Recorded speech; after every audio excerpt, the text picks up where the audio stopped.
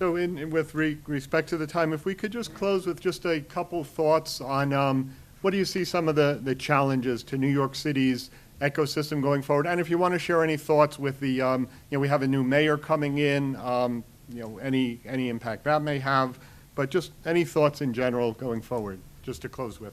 So I think this takes a lot of energy. And I think a lot of what you've heard about tonight are schools bringing a lot of energy. The EDC has brought enormous energy to this. And I think our biggest challenge is, can we maintain it?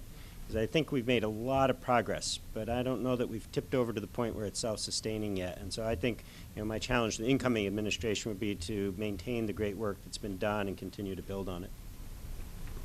I think that's great, and it does take a lot of energy to collaborate and to pull these relationships together and navigate how you work together and how the process all works. And so I think that's one of the bigger challenges as well, is how do we develop infrastructure to collaborate that really works across the institutions participating. So I'll put out two. One has nothing to do with the city of New York, but the state of the country, and that is the precarious state of federal funding for basic science research, from which a lot of these inventions spring, and which provides a lot of support to the students and to training for graduate students. And so I hope that doesn't go away or become too difficult.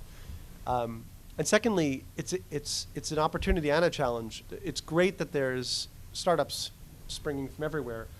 On the other hand, some of these, just realistically, may not be ready or may not be worth starting. And one of the reasons I like the Lean Launchpad curriculum and others like it is helping some of these entrepreneurs figure out whether their idea is really the right idea, or they should pivot and try something else, or join someone else's effort, instead of possibly over-investing their own time and family resources, going down a path that's not going to succeed. So that's where some of the education can really help. Thank you. So in the spirit of Twitter's IPO, I should try and keep this to under 140 characters, but I will keep it short. I think we need to recognize that we're living in a global knowledge economy, and that New York today is not only competing with the great cities of the world like London and Hong Kong, but also some of the smaller cities from, Pittsburgh and Austin and so on, where there's also robust activities of entrepreneurialism going on. I think one of the, and that goes to maintaining a great community and all of the things we talked about here. One of the things that I spend a lot of time worrying about is, in this knowledge economy, there's a huge what we call skills gap.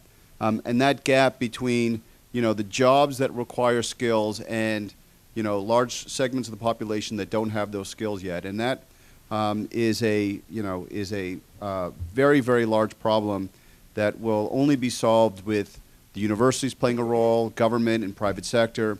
But that is something that certainly in New York, if we want to get an economy that's working at full capacity, we need to figure that out. Thank you. Well, I'd like to thank the panel. I mean, I've enjoyed it possibly more than anyone else, so thank you.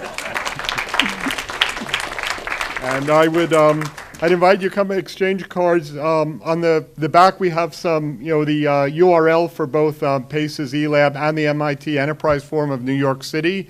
We have some refreshments, so please take the time to network with each other and with the panel, and stay in touch. Thank you. Thank you.